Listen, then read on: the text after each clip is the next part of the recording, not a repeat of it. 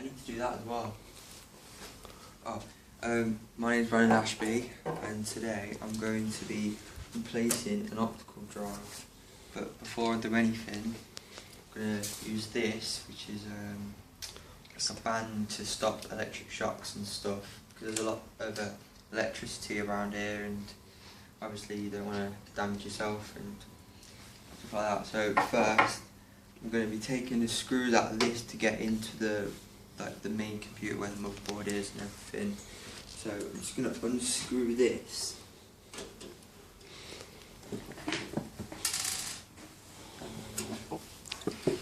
Unscrew this one as well. To get this off. Now I need to slot this thing so the optical drive will come out, but I need to unplug these cables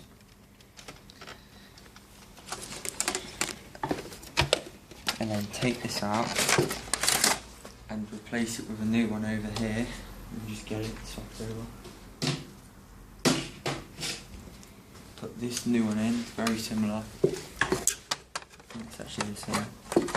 Okay, so we're going to put this back in. Slide this thing over so it's locked in. There you go, just locked in. Put this cable in, which is 32 pin. It's right there. Oh, it's not in. Is there what cable? Right, so this is the ribbon cable actually, and this goes into here.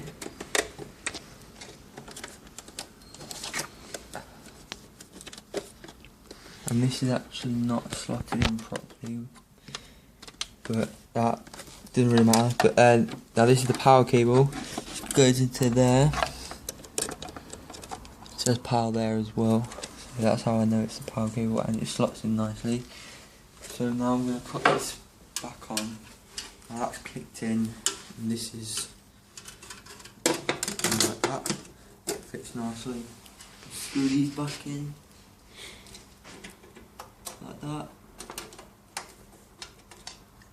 and this one like that.